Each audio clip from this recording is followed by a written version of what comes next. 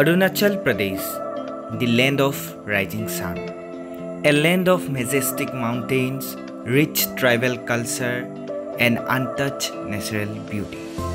Home to more than 26 major tribes, it is one of the most unexplored gems of Northeast India. And among its wonders lies Zero Valley.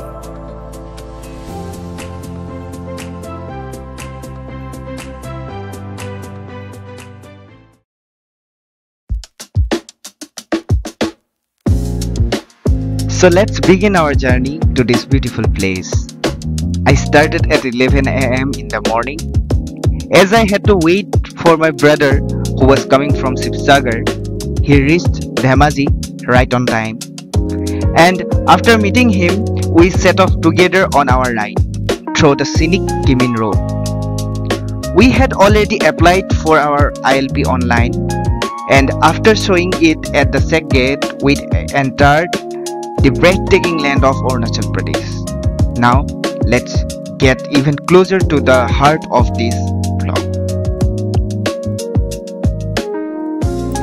So hello everyone, swagatam janaisu mur YouTube channel loi. ইতিমধ্যে আপোনালোকে গম পাইছে মই গৈ আছো অৰুণাচল প্ৰদেশৰ এখন ধুনীয়া ঠাই জিৰো ভেলি লৈ। ধেমাজিৰ পৰা মই 11টা মান বজাত ওলাই দিলো আৰু এতিয়া মই আছো কিমিন টু প্ৰটিনলৈ যোৱা ৰোডটো। ও পাহাৰটো চকচোন গাইছ আপোনালোকে ইমান ধুনীয়া লাগিছে তাত ৰ'দো পৰি আছে আৰু ওপৰ গোটেই পাহাৰটো ডাৱৰে একদম চুই আছে ডাৱৰে ঢাকি থৈছে টিলাটো পাহাৰৰ বহুত মজা লাগিছে অসমত ঢেৰ ৰাইডাৰ আছে দেই গাইছ কিন্তু সকলোৱে একচুৱেলি ব্লগ নবনায় ৰাইডাৰ বহুত আছে অসমত নিজৰ ভাল লাগে নিজৰ চখৰ কাৰণে তেওঁলোকে ৰাইড কৰে কিন্তু সকলোৱে একচুৱেলি ব্লগ নবনায়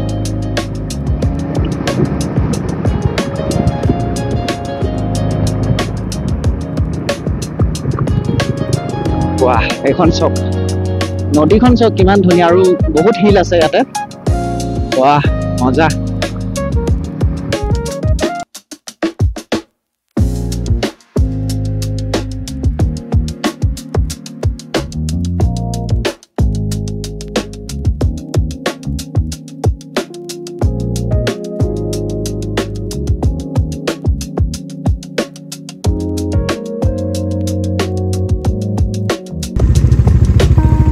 কত গল হ্যাঁ অকমান ৰৈ দিছো তাৰ কাৰণে সো আমি আহি আৰু এটুকুৰা ঠাইত অকনমান দেৰি ৰখিছো আৰু ভিউ বহুত ধুনীয়া আপোনালোকে এবাৰ হলো যদি পাৰে ভৱিষ্যতে এবাৰ হলো এপাক আহিব জিৰোলে আৰু ভিউ চাওক ধুনীয়া আৰু এফালে চাওক পাহাৰ কেইটা আৰু পাহাৰখনৰ তলত চাওক আপোনালোকে নদীখন আমি অথনি আহোতে আসলতে নদীখনৰ কিনাই কিনে আহি আছিলো বহুত দুখৰ এতিয়া ইয়া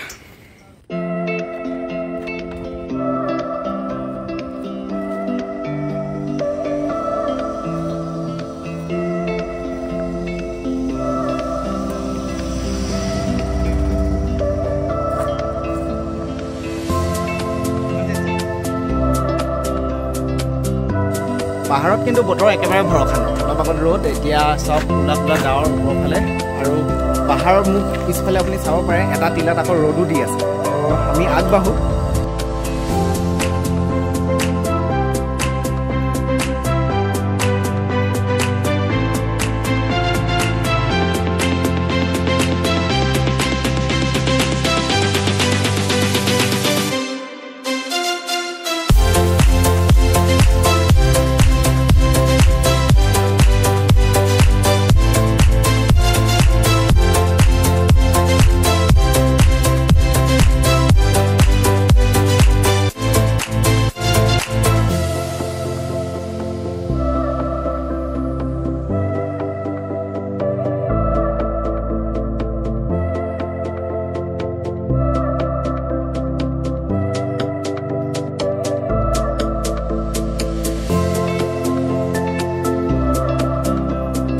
So আমি আহি পটিন ভিউ পইণ্ট পালোহি আমি আহিলো অসমৰ পৰা কিমিন হৈ আহি পিনি বৰ্তমান পটিন পালোহি পটিনৰ পৰা আৰু 53 কিলোমিটাৰ মান আছে আপোনাৰ জিৰো ভেলি লৈ তো ইয়াত দুটা ৰাস্তাইদি আপোনালোক আহিব পাৰে এটা হৈছে ইটানগৰেদি আৰু অন্যটো হৈছে আপোনাৰ যেটো আমি আহিলো কিমিনেদি সুমুবোৰ আহি ইয়াতে ৰখেহি আচলতে দেখাই দিছো এবাৰ ভিডিঅ'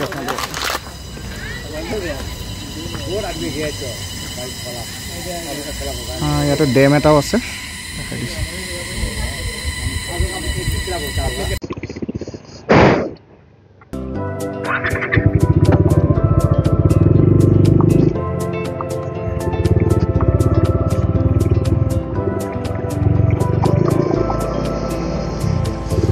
সো পটিন বুলি কোৱা জেগাডোখৰৰ পৰা আমি এতিয়া ওলাই দিলো এতিয়া টাইম হৈছে 5:12 তো জিৰো ভেলিলৈকে এতিয়াও আৰু 53 কিলোমিটাৰ মান আছে মানে আমাৰ আৰু 1 ঘণ্টা 1.5 ঘণ্টা লাগিব 6টা 6:30 বজাত আমি পাই যামগে সো লেটস গো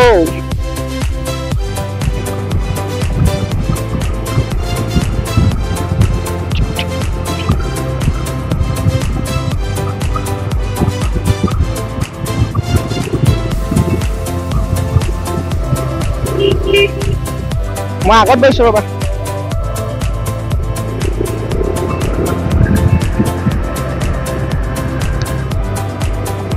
বেলি ডুবু ডুবু হৈ গৈছে বহুত মানুহ ইয়াৰ পৰা ঘূৰিছে যিখিনি মানুহ ওচৰ আছিলে তেওঁলোকে সোনকালে আহিছিলে ৰাতিপুৱাই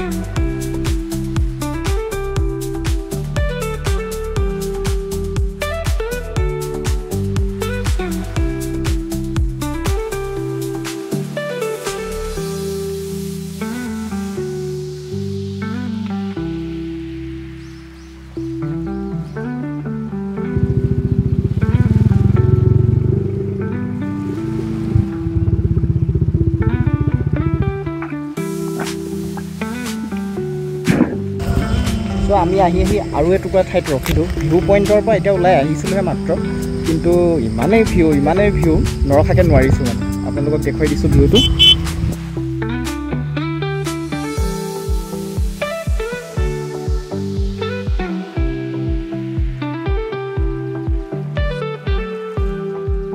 সকলোৱে কয় ডেষ্টিনেশ্যনটোতকৈ বোলে ৰাস্তাটোহে বেছি ধুনীয়া আৰু একেবাৰে সঁচা কথাটোৱে কয় যেটো বস্তু মই প্ৰত্যেকবাৰ প্ৰত্যেক টুকুৰা জেগালৈ যাওঁতে অনুভৱ কৰোঁ এই ৰাস্তাটোত যে মই গৈ আছো বাইকখন যে চলাই গৈ আছো তাৰ নিচিনা অনুভৱ আৰু হ'বই নোৱাৰে হয় জিৰো ভেলিলৈ যাম জিৰো ভেলি গৈ পোৱাৰ লগে লগে তাত বেলেগ এটা ভাল লাগিব কিন্তু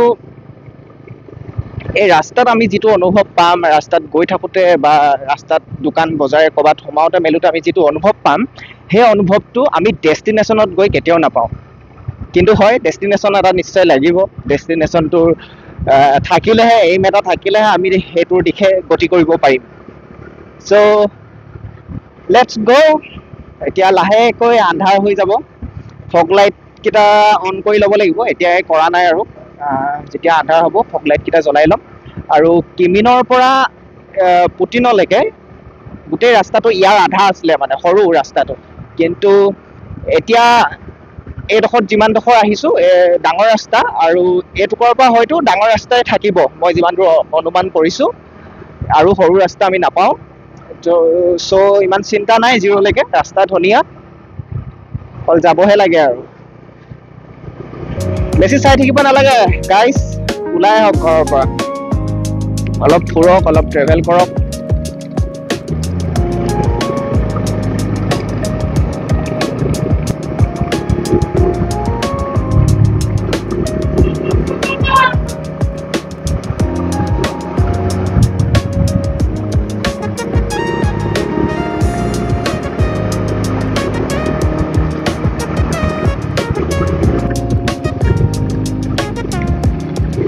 ককাআলিত থকা মিনি ৱাটাৰ ক্ৰছিং আৰু সাইডেদি সব নৈখন বৈ আছে আমি যেতিয়া তলত আছিলো নদীখনত একেবাৰে পানী নাছিলে কাৰণটো হৈছে আমি যেতিয়া এটো কি পটিনলৈ আহিলো তাত আমি দেখা পালো এটা ডেম আৰু সেই ডেমটোৰ পৰা এইটো সাইডত পানী আছে কাৰণ ডেমটোত পানীখিনি ৰখাই থোৱা হয় আৰু তাৰ কিন্তু তললৈ পানী নাই।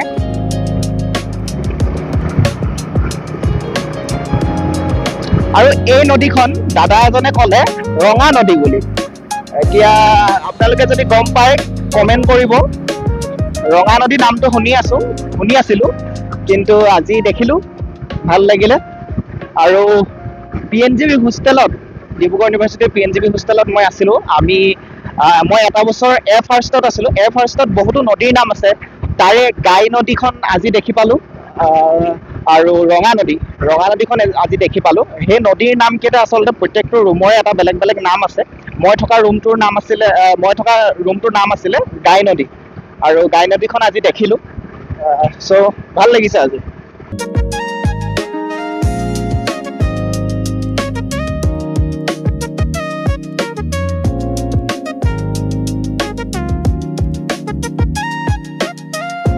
চ' তেলটো ভৰাই লওঁ ভাবিছোঁ।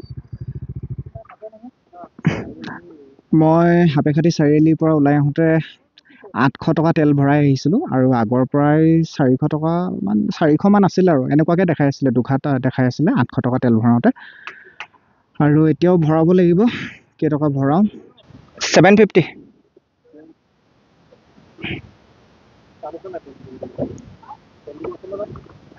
হা আছে, থাকিব।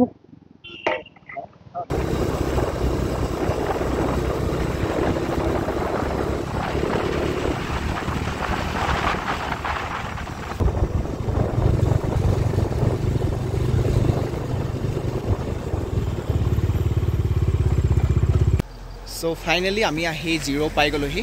এতিয়া টাইম হৈছে 7টা বাজিছে। আমি পাই গ'লোহি ধুনীয়াকৈ। আৰু জিৰ' টাউন সোমোৱাৰ আগে একদম ষ্টাৰ্টিং যিডোখৰত হৈছে টাউনখনৰ ওচৰতে আছে KB হোমষ্টে। সেইটো ওপৰত চাইনবোৰ্ড আছে, আপোনালোকে দেখিবই আহিলে একদম ষ্টাৰ্টিঙতে। ইয়াতে ৰুম এটা লোৱা হৈছে, আমি এতিয়া সোমাই যাওঁ ৰুমলৈ। চ' ফাইনেলি জিৰ' আহি আমি পাই গ'লোহি। আৰু আমাৰ যিটো ৰুম, হোমষ্টে বুলি কৈছে, একচুৱেলি হোটেলে আৰু। তো ইয়াৰ ভিতৰতো আপোনালোকক দেখুৱাই দিছোঁ। এইটো এফালে ডাবুল আৰু এফালে ছিংগুল, 3টা মানুহৰ কাৰণে একদম ধুনীয়া। আৰু ৱাৰ্ড্ৰব এটাও আছে। চ' ধুনীয়া। আৰু ইয়াৰ পৰা ভিউ চাব পাৰি, আৰু ধুনীয়া ওলাই আছে।